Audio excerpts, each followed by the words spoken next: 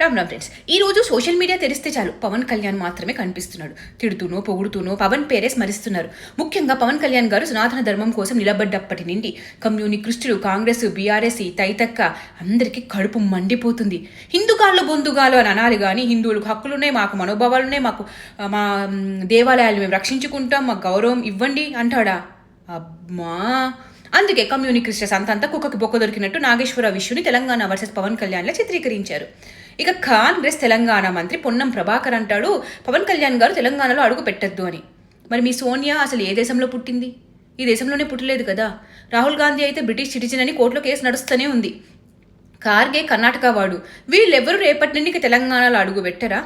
మీలాంటోళ్ళకి, తెలంగాణలో ఉన్న దేశద్రోహులకి, ధర్మద్రోహులకి, ప్రాంతీయ భావాన్ని కేవలం ఓట్ల కోసం, రాజకీయాల కోసం వాడుకునే వాళ్ళకి, కరెంటు బిల్లులు కట్టని ఓల్డ్ సిటీ బామ్మర్దులకి పవన్ కళ్యాణే మంచి మొగుడు.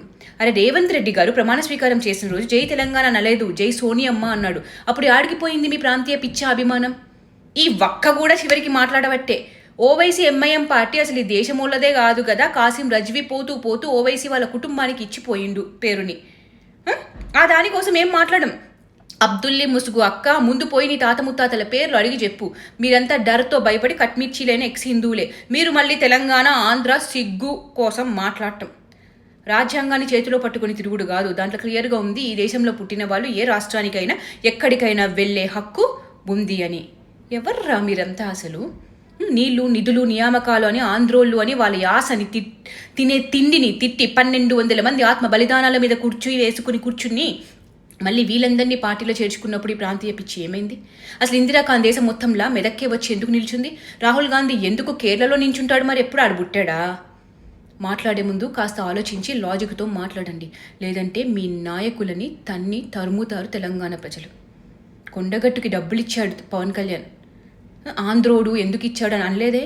కోవిడ్ అప్పుడు డబ్బులు సహాయం చేసినప్పుడు కష్టం ఉంది అంటే జేబులో డబ్బులు ఇచ్చి మరి సహాయం చేసే వ్యక్తి పవన్ కళ్యాణ్. మొగులయ్యను పట్టించుకున్నోడు లేదు. తెలంగాణలో సినిమాలో అవకాశం ఇచ్చి ఆయన ప్రతిభని అందరికీ తెలిసేలా చేసి అవార్డు వచ్చేలా చేశాడు. అప్పుడు ఆడికిపోయినారు. నల్గొండ ఫ్లోరిడ్ బాధితులను ఆదుకున్నప్పుడు ఆడికిపోయినారు. Telangana needs leader like Pawan Kalyan.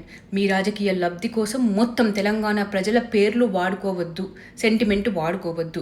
జనం కోసం పని చేస్తామంటే జనాలే నెత్తిన పెట్టుకుని పూజిస్తారు, ఓటు వేస్తారు. We support you Pawan Kalyan గారు.